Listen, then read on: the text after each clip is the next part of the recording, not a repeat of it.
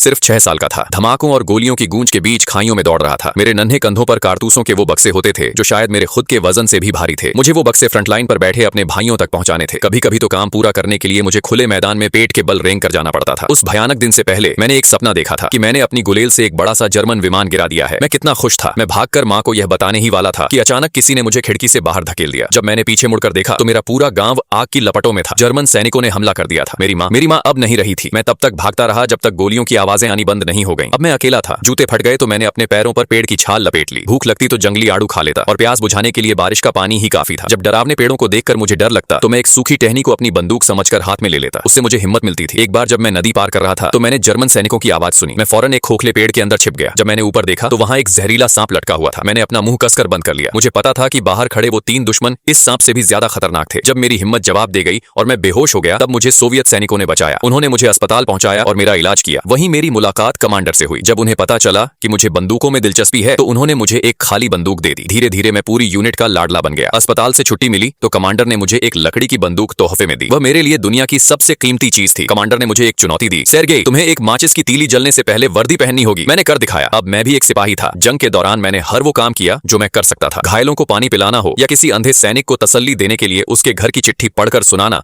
भले ही मुझे पढ़ना नहीं आता था, मैं पीछे नहीं हटा। एक दिन जब मैं दूरबीन से देख रहा था मुझे झाड़ियों में किसी का पैर हिलता दिखा। मैंने सैनिकों को बताया तो उन्होंने पहले यकीन नहीं किया, पर मेरी जिद पर जब वे वहां गए तो उन्होंने दुश्मन के जासूसों को पकड़ लिया। सबसे मुश्किल वक्त तब आया जब हमारे संचार की लाइनें कट गईं। मैं चुपके से तार लेकर एक सैनिक के पीछे चल दिया। गोलियों की बौछार के बीच जब वो सैनिक घायल हो गया तो मैंने उससे पूछा कि तार कैसे जोड़ते हैं। धमाकों के बीच कांपते हाथों से मैंने वो तार जोड़ दिए और हमारी यूनिट फिर से संपर्क में आ गई। उस दिन जंग का रुख ही बदल गया। जब जनरल साहब ने मुझसे पूछा कि मुझे इनाम में क्या चाहिए तो मैंने वही मांगा जो मेरा दिल चाहता था। मैंने चाहा कि मेरे कमांडर पिता और हमारी नर्स काटिया शादी कर लें। जनरल साहब मान गए, लेकिन दुश्मन ने फिर हमला किया। एक धमाके में मेरे पिता मलबे के नीचे दब गए। मैंने अपनी पूरी जान लगा दी। उस भारी लकड़ी के कुंदे को हटाने की कोशिश की पर वो नहीं हिला। मैं भागकर बाकी सैनिकों को बुला लाया और उनकी जान बचा ली। उस दिन जनरल ने मेरी बहादुरी के लिए मुझे सम्मान का पदक पहनाया।